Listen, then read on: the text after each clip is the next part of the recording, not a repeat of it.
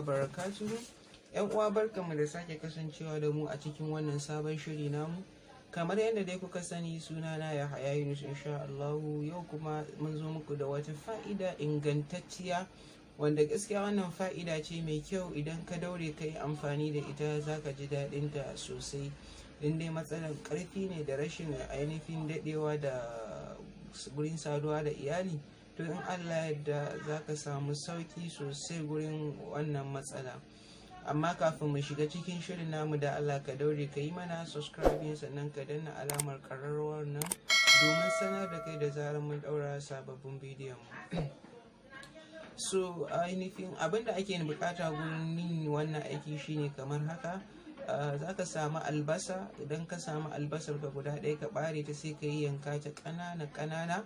Bayan ka yanka ta ƙanana sai ka kawo ruwa ka zuba a ciki.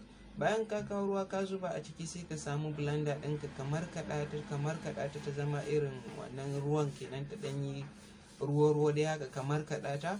So bayan ka gama wannan sai ka ɗibo ainihin cokali ɗaya na zuma, cokali 5 kai amin, sai ka zuba a ciki, ka cakuɗa, ka dinga shan wannan haɗi kullum da safe bayan ka ci komi. Wannan haɗi ne mai kyau, kullum da safe ka dinga shan shi bayan ka ci komi. Aƙalla at least ka yi wannan haɗin tsawon haɗin na sati ɗaya, zai taimaka ma sosai kuma za ka ji daɗin shi. Ina mai tabbatar ma in dai ka yi amfani da wannan haɗin insha Allah za ka yi min addu'a sosai.